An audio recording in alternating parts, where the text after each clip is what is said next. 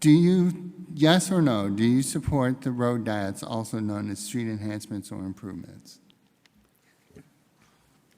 No. Mr. Durham? That is not a yes or no question. You can feel free to. There has been minute. one road diet during this council. Mr. Quasman and Jan Dubaskus have posted that I have approved 20 road diets. It's absolutely false. There has been one road diet on 68th Street, and that's because the residents asked us for it. Yes, they did. I spoke with them. And 68th Street was one of the most dangerous streets in the city. It's hard to imagine, but it had 3 times the number of accidents as the average road. And it was in the top 7% of accidents per mile. It was a dangerous street. And that's why the residents asked us to control traffic on that street. And we did. And that's the only road diet that I have voted for, and I have no plans to vote for any others. Thank you, Mr. Gates. You understand? Perfect. Thank you.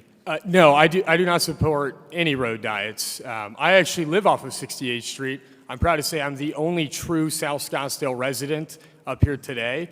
And what I can tell you is, first of all, that 68th Street road diet was a nightmare, still is a nightmare.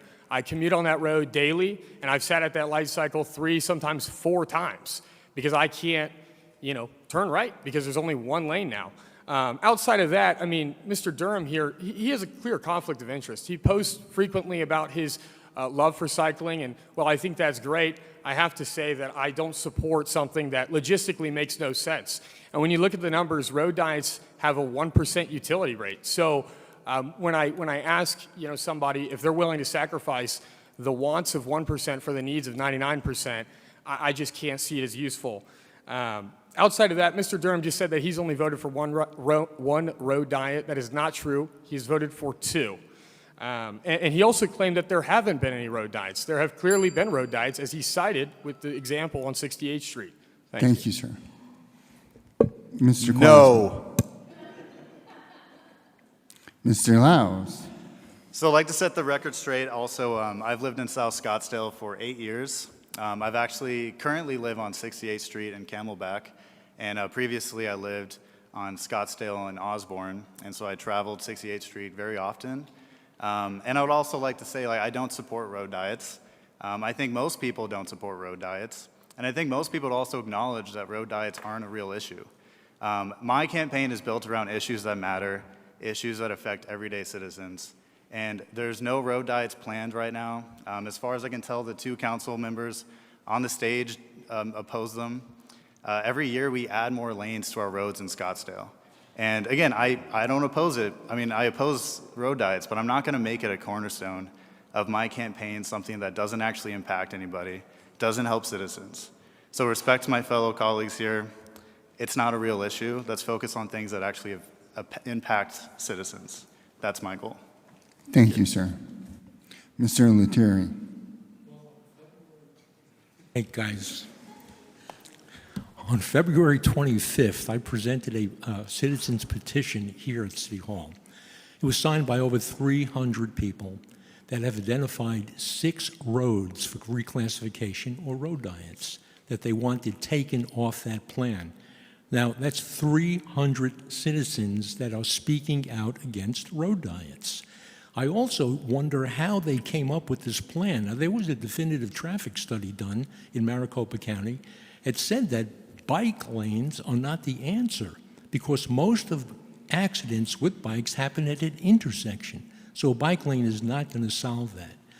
So I think that we really need to look at the reasoning behind being presented a plan where they have over 25 roads for reclassification. I do think it's an issue. If we don't speak out against it, it'll happen. So that's what I brought to the council, and this is the reply that I got.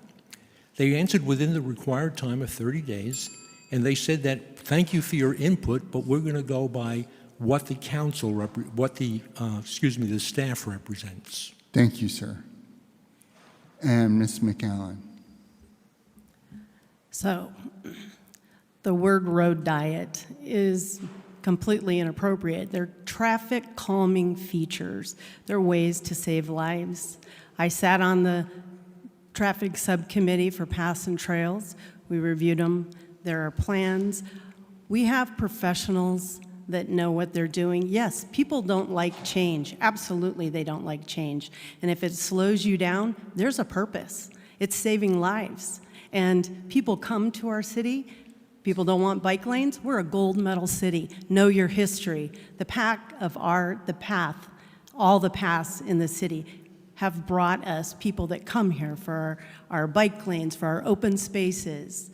We have to understand that just because something inconveniences a certain amount of people doesn't mean it's not better for the good of our city. There's a lot of tough decisions to be made through traffic and engineering, and I support our city and our staff.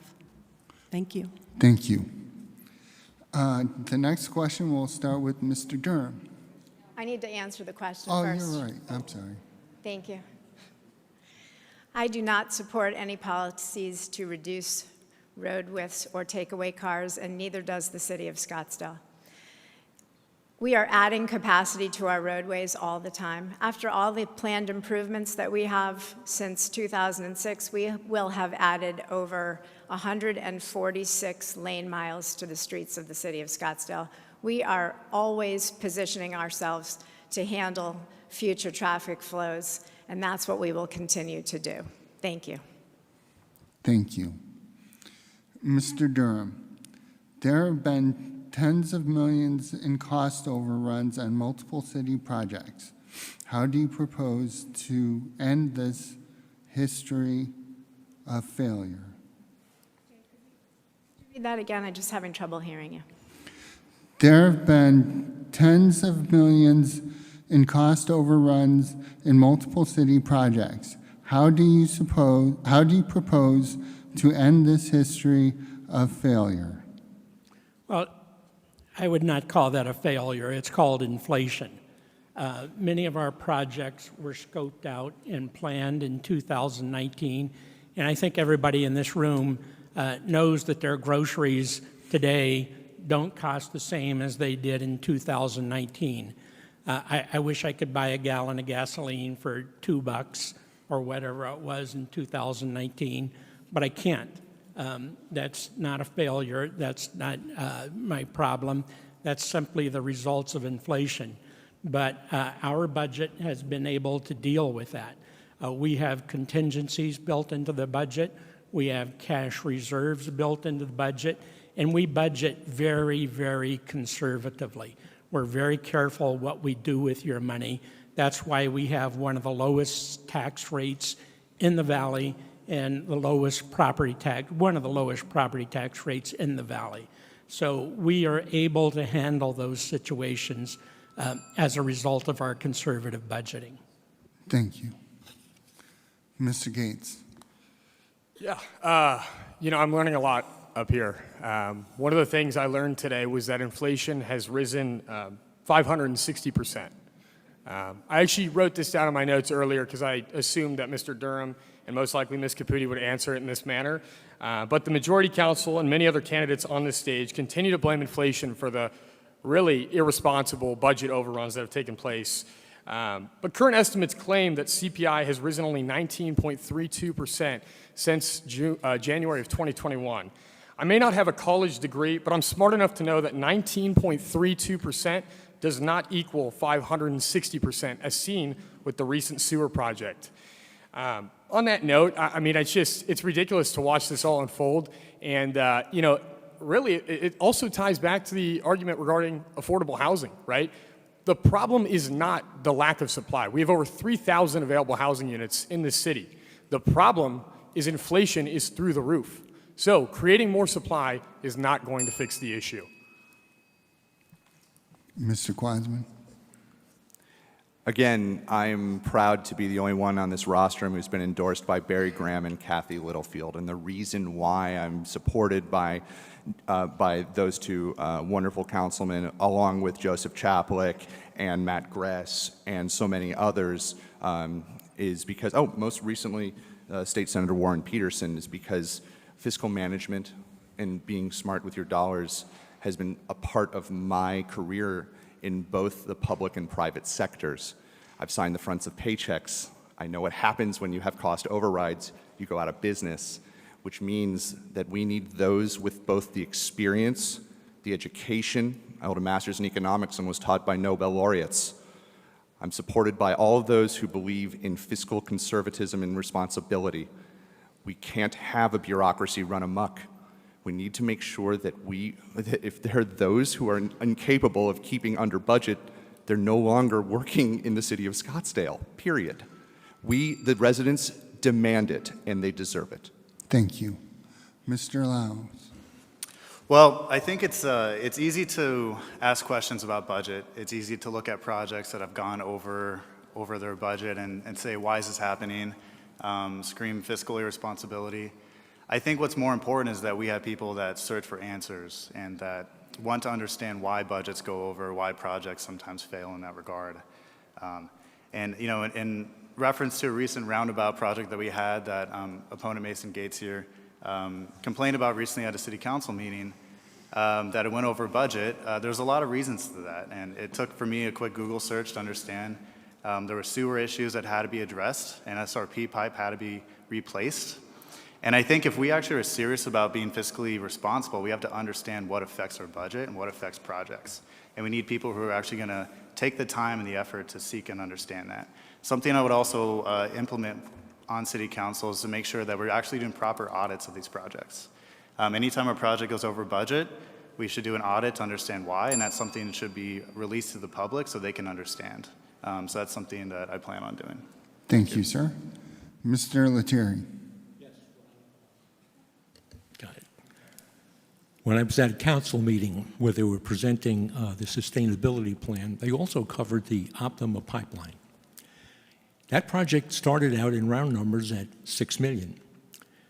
It was up to $68 million that night, and they wanted approval for $19 million additional, bringing it up to $68 million.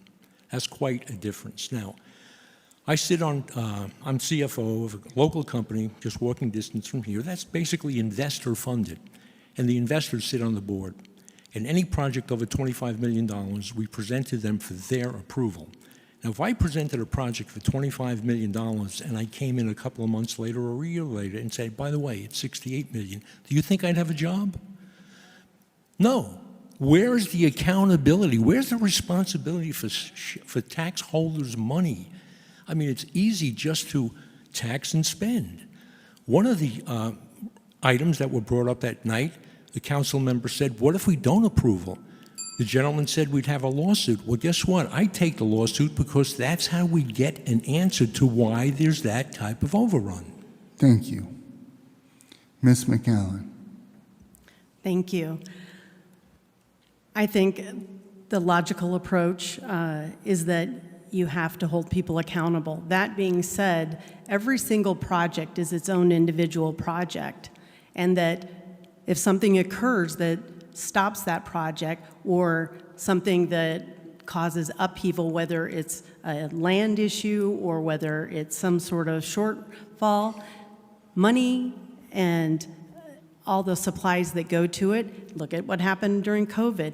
Those type of things, nobody could predict that. So what we need to do is look for answers to why there are overages. We also need to make sure, like Justin said, our projects are audited. For those of you who may not know, the city auditor, and there are commissions, there are people that look to make sure why things went over. We need to make sure that we're being diligent in the due process for projects, that questions are done to see how it affects the city's long range, not just this one project.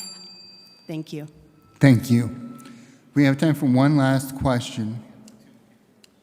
Jay, you're killing me today. I apologize. Yeah, I get it. The city of Scottsdale has an award-winning budget with a AAA bond rating that we're very proud of.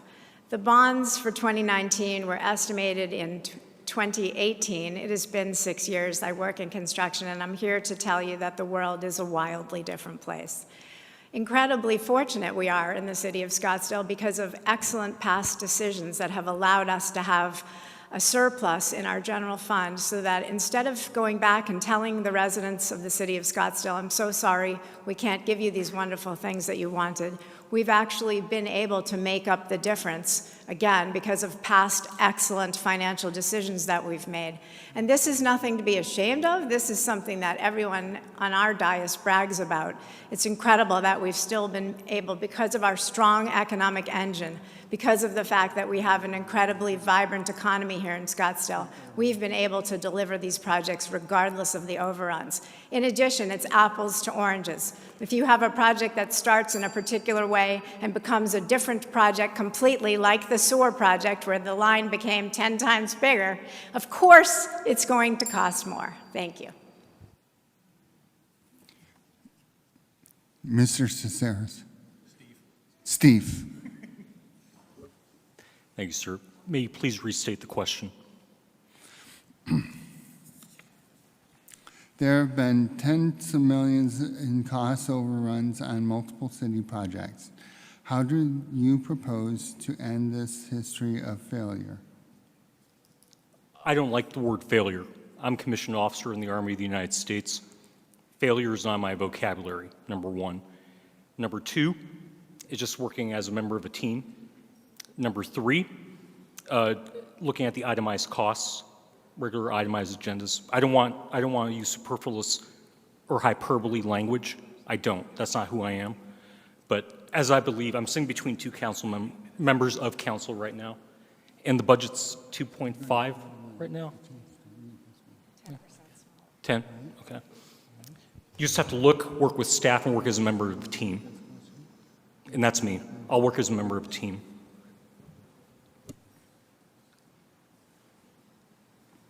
Thank you. Mr. Durham. Next question. I answered this one already. Is this the budget question? Pardon me. I'm lost. Who am I in? I think we're moving to wrap-ups now. Okay. I think we only have 5 more minutes, so we're going to move to wrap-ups. We're going to keep the questions that we have and move those to the mayors who are going to be speaking starting at 1. So we'll start then with Mr. Gates and your closing statement. Yeah, so I just wanted to address a few of the things that were said here today. The first was, I just did a quick Google search. That sums up Justin Louse's campaign right there. If he knew anything, he would know that the reason why it went over budget is pure and blatant oversight. They did not revise the studies that were done years before they actually conducted the project. Outside of that, we can sit here and euphemize traffic calming features all we want. But the reality of the situation is that these bike lanes are not used by residents on a basis that makes sense for them to pay for it. She's exactly right. We have a number of great paths in the city. In fact, we have over 30 bike paths in this city, and the city is 31 miles long, which to my math means you could probably find one every mile. Outside of that, we do add more lanes every year. Ms. Caputi is correct. But one thing she's failing to address is Ms. Caputi and Mr. Durham had absolutely nothing to do with that. That was already planned. They did not vote in favor of it. It's not like they caused it. It was already happening. They are actively voting to reduce traffic lanes in this city. Thank you. Thank you. Mr. Quasman. Hi, I'm Adam Quasman. I'm asking for one of your 3 votes for Scottsdale City Council. When you have a hiring situation like I do in my private sector career as an attorney and law firm owner, I look for 3 things. 1, experience. 2, poise. And 3, the ability to listen. I want to listen to residents and have a residents first approach toward my leadership role. I believe in families. I'm a family man, husband, father of 4 children. I believe in a family first approach to Scottsdale. I'm a man of faith. I worship at a synagogue on 65th and Shea. It's in the community. I believe in a faith-first approach to this city, and because that's what the residents want. They want to make sure that we have a vibrant city that's wealthy and safe and happy and can bring their friends from the East Coast when they want to get out of the snow and they want to play at the best golf courses and go to the most wonderful restaurants in town. We do that through wonderful, across-the-board leadership. Thank you. Thank you. Mr. Laus? So I'm endorsed by Scottsdale Realtors, former Mayor Jim Lane, and State Rep Matt Gress. I believe they've endorsed me because they recognize that I'm a pragmatic leader. I seek to be reasonable. I seek to understand the issues. I seek to find actual solutions and not just create more problems. That is the type of leadership I think we need on the City Council. We don't need more partisanship. We don't need to be distracted by issues that don't actually affect people. My goal is to make sure Scottsdale stays the best city, it stays an amazing place to live, and understanding that as we grow, we're going to have challenges. We got to make sure we're being fiscally responsible. We got to make sure we're understanding the budget, understanding the investment that comes in the city, understand what makes great places to live, great places to work, and great places to play. So we have a choice. We can either choose to grow, choose to live and enjoy where we are, or we could choose to decline. And so I'd be honored to ask for your vote. Thank you. Thank you, sir. Mr. Lettieri. Yes, well, as a true grassroots guy, the only endorsement I'm looking for is the citizens of Scottsdale. So for the citizens of Scottsdale have told me their concerns are urbanization or density, traffic, crime. We have 4,000 unbuilt apartment houses in the pipeline. How is that going to solve any of their concerns? So what I bring to the table is a planning discipline. I'm going to get involved in the decisions early on, challenge the assumptions, not afraid to push back. I think that we are headed in the wrong direction if we believe what the citizens have told me and know that there are 4,000 new apartments in the pipeline that are only going to create a worse problem. So I'm going to push back on it, and I'm going to fight for what the citizens of Scottsdale told me their concerns are. Thank you. Thank you. Ms. McAllen. Thank you. Again, I'm Mary Ann McAllen. I'm running for City Council. I'm running for your vote. Being a lifelong resident of Scottsdale, I love my city. I'm a leader. I'm a community advocate. I am a bridge builder. I will not work to destroy my city from within. I will build it. I've reached out to communities, to the local tribe. I've reached out to 2 of the councilmen in Phoenix. I'm looking to make Scottsdale sustainable over a long period of time. Make sure you vote yes, yes. We want the things that make our city beautiful to maintain. I'm here to continue the vibrancy, the beauty, the passion that citizens like myself who've lived here their entire life. I want my children to raise their children here. I do agree with that. Scottsdale is my heart. It's who I am, and I will work endlessly for you. I promise you that. And thank you. I appreciate you being here today. Thank you. Ms. Caputi. Scottsdale is an aspirational city where the gold standard of the valley and people pay a premium to live here. We have the highest amenities and open space, the strongest property values, and the lowest property taxes. Our winning formula is maintained by a strong economic engine. Our city is the safest, the cleanest, the least dense, and the slowest growing. We are balancing open space and exceptional neighborhoods with economic vitality. We have an award-winning conservative budget and a AAA bond rating that is the envy of all. If you love these things about our city as I do, then I humbly ask for your vote. I'm running for re-election to keep Scottsdale on top. I have a proven track record of balanced, positive leadership and fact-based, data-driven decisions that serve the majority. All our residents, including the next generation, deserve the best possible Scottsdale. I'm the only candidate that's been endorsed by police, firefighters, and realtors, and I'd be honored for your vote on July 30th. Please follow me on all my channels at Tammy Caputi. Thank you. Thank you. Steve. Good afternoon. I'm Steve Caceres. I'm Commissioned Intelligence Officer in the Army of the United States, now in the reserves. I grew up here. Our family moved here in 1998. Dad still lives at Westworld, and Mom and Drew still live at Tom's Thumb. I joke around that after the divorce, like McDowell Mountain separates them, so you can call it what you want. That's a joke. Anyhow, I had the honor to represent our congressional district as a cadet at the United States Military Academy at West Point. I had the honor of being a member of the first graduating class at Notre Dame Prep. 2005, which I'm going to teach there next semester. My parents are here. My friends are here. I'm seeing everyone raise young families. I don't have endorsements as of yet. The only endorsement that I ask is if you can understand that I legitimately want to serve with any member here before me, then that's an endorsement enough. This is where I intend to raise a family of my own, and I'm your neighbor. Thank you, sir. Thank you. Mason opened up by saying this is the best place in the world to live, and I thought he was getting ready to endorse me and Tammy, because the truth is we're responsible for a lot of what's gone on in Scottsdale. This is a great place to live, and I'm glad that we've been able to contribute to that. I was also glad to set the record straight on road diets here. Mr. Quasman has stated that I have proposed 20 road diets.